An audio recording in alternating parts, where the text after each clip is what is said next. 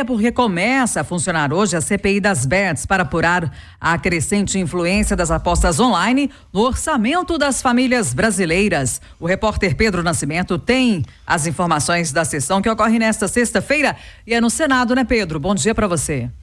Exatamente. Bom dia também para você, Kátia, Eustáquio e todo mundo que está acompanhando a Itatiaia nessa sexta-feira. Reunião que acontece a partir das 14h. Essa primeira reunião é meramente protocolar, mas ela é fundamental para a gente entender o quão a fundo essa CPI vai nesse trabalho de investigar justamente o endividamento das famílias, esse vício em apostas esportivas, mas não somente isso, também em crimes cometidos por essas bets, como por exemplo, crimes de lavagem de dinheiro, evasão de divisas. E outro ponto muito importante nessa CPI para a gente acompanhar é a participação de pessoas famosas, né, que têm influência sobre essa proliferação das bets. São os influencers que a gente tem, que a gente se habituou a chamar, e são pessoas que têm ganhado muito dinheiro e têm ajudado a propagar essas bets pelo público brasileiro.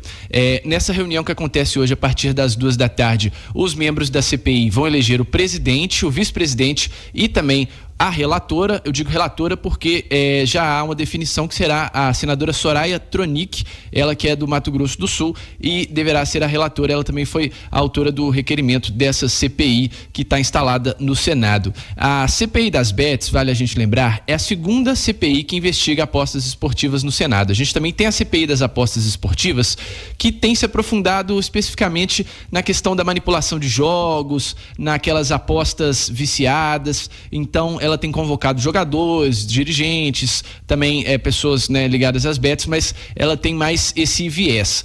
Ela é diferente dessa CPI das bets que será instalada no Senado, que já tem um outro olhar sobre essa questão das apostas esportivas. Sobretudo, um olhar mais atento entre aquele período entre 2018, no governo do ex-presidente Michel Temer, e o governo de Jair Bolsonaro, que foi aquele período em que as bets foram autorizadas a funcionar no Brasil, mas não tinham nenhum tipo de regulamentação. Então, muita coisa aconteceu ali naquele período, muito dinheiro entrou no Brasil, muito dinheiro saiu do Brasil também. Então, é justamente nesse período que essa CPI pretende se aprofundar nessas investigações, porque agora a gente sabe, há uma regulamentação aqui no Brasil que passa a valer a partir de 2025, já tem algumas regras, foram antecipadas por esse ano, mas que moralizou um pouco ali a coisa, tanto que tem várias bets que funcionavam aqui no país que nem sequer entraram com o pedido para funcionar legalmente, porque agiam dessa maneira antes da regulamentação.